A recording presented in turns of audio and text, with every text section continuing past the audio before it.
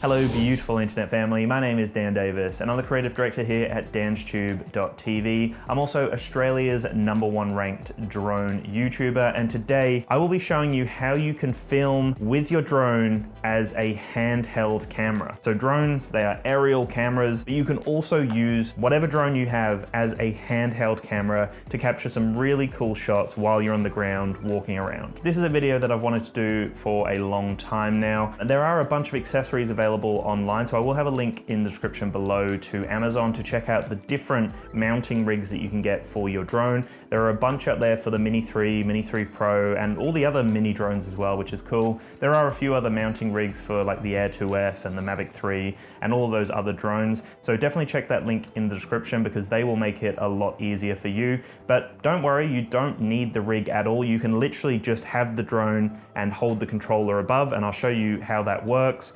You can use any controller to make this work. So I'll show you how to make it work with the DJI RC as well as the DJI N1, which is just over here. So regardless of what controller you have, you can even do it with the RC Pro as well if you had that available. You can do it with the Mavic 3 drone, the Air 2S, doesn't matter what drone you have. I'll talk you through how it all works, and this is a really cool way to get a lot more out of your drone. One thing to keep in mind, I did find that when I was using the DJI RC, because there are buttons on the back, you can't actually hold the drone flush to the unit itself like that, because you will find that occasionally you'll press the button, which isn't a problem if you change the button settings so that they do nothing when you press them. But for me, I had the camera kind of going down like that. So, you know, you would be walking along and then the camera would just point down.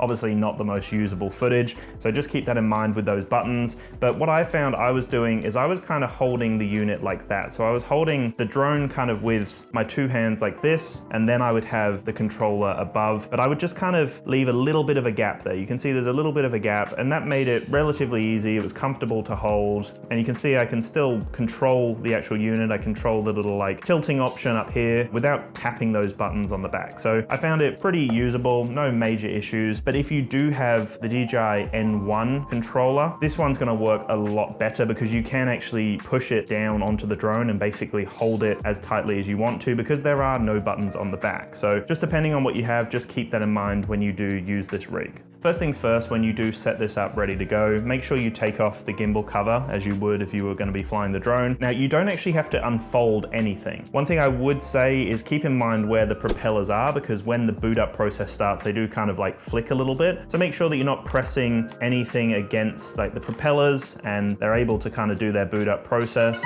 It'll boot up as per usual, and then it's ready to go. So now you can kind of tuck the little propellers in like so, and now you are ready to go. The gimbal system is now working immediately, and then all you have to do is literally have your controller on top like so, and now you've literally got a handheld system with your drone. Now this is honestly something that is a little bit underrated, because you got to think like this is a 3-axis gimbal, especially if we're talking about the Mini 3 Pro, 3-axis gimbal, 4K video, and it also has slow motion options. That means that you can capture a bunch of content while you're out and about, whether you're with your family, whether you just want to add in some extra clips to some video content that you are doing. It definitely adds a nice flair to it. One of the major benefits is because you're obviously using the same camera system when the drone's flying, and you're using the same camera system when you're holding the drone. It is the same drone.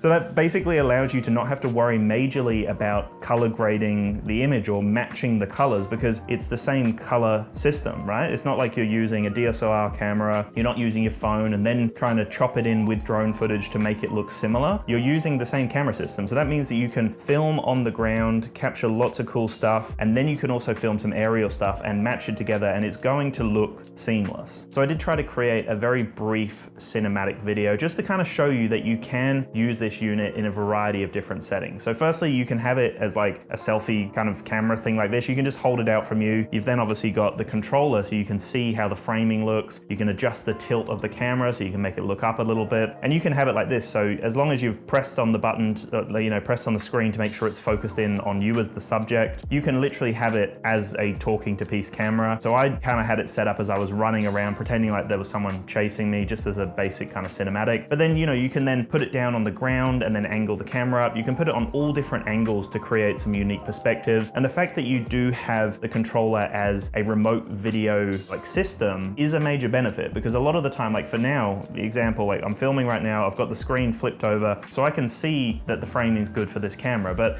if the camera system is like, you know, let's say 20, 30 meters away from me, I'm definitely not going to be able to see the framing, if anything's in focus or anything like that. But having a remote video system like this, something that I can hold in my hand and make sure, yep, the focus is good, the framing's good, that's a major benefit, because I can walk away from the subject. I could have the drone on the ground and I could walk away with this, so it's just set up over here. I could be looking, making sure that the framing's good 20 meters away, right? Because the range is phenomenal in these systems. So that is one of the major benefits there. Unfortunately, I found out though, as I was setting up this little cinematic video, one of the motors on my Mini 3 Pro is busted. So I wasn't able to launch the drone. I was literally standing there for, I want to say 10 minutes trying to figure it out. The actual motor is like stuck. It just won't spin at all. The drone will not launch. So I wasn't able to match up the aerial with the actual clips of me on the ground. So we will show you what it looks like. It will be kind of playing now over me talking. And I just had to use some clips from a previous video that I filmed in the same location. So it might not match up perfectly. You got to keep that in mind because the weather conditions were different. There was other stuff going on, but just kind of keep that in mind in your own creative mindset of how you can use this drone to kind of set up a very unique video series, because you've literally got control over the sky and the ground, and you've got a really usable camera system. So it's phenomenal for that. I also went into Brisbane City and tested this setup over at Southbank, and I found it was a usable setup. It's also quite stealthy. Like not many people, a few people definitely looked at me and they're like, what's this guy doing? Like holding a drone, like what's going on? But because it is the Mini 3 Pro, it's so small, and me just holding it like this, it's kind of hard to notice. Like I just had it like tight to my chest so you couldn't really see, and I was just kind of making sure the footage was smooth and I was keeping everything nice and steady. But it is a bit of a stealthy rig. Not many people kind of looked over. No one really noticed. A few people definitely saw and were questioning me, but I mean the majority of people didn't even figure it out, right? So it is a little bit of a stealthy setup. You do have full control over the video options as well. So I was shooting in 4K, but then I also played around with the slow motion options as well. So that is a big benefit again, because you do get slow motion options. You also get 4K high quality. You get a 3-axis gimbal for stabilized footage. And I would say overall, in terms of its stabilization, because we're thinking like this is a drone that's in the sky, it's handling a lot of crazy winds, and the footage is still remarkably smooth. Now, from what I could see from all the clips that I captured, I definitely have to say that it was smooth. You know, like it did a great job. There were a few moments that I could see it was struggling a little bit and it was moving a little bit awkwardly at times, because it's obviously designed to fly in the sky, but still it was great in pretty much all scenarios I put it in, and the footage looks smooth. You know, it's really easy to just get a nice smooth panning shot. I did find tilting was a little bit awkward. Like if I angled up, the system wouldn't look up, so you kind of had to make sure that you were using the actual scroll wheel on the side to tilt up. But once you had your hands nice and set up and you were comfortable with how you were holding everything, it was easy to just tilt up with that wheel there and get nice tilting shots as you're moving around. So overall, a really easy workflow, and I feel that I got some pretty cool clips while I was in Southbank. So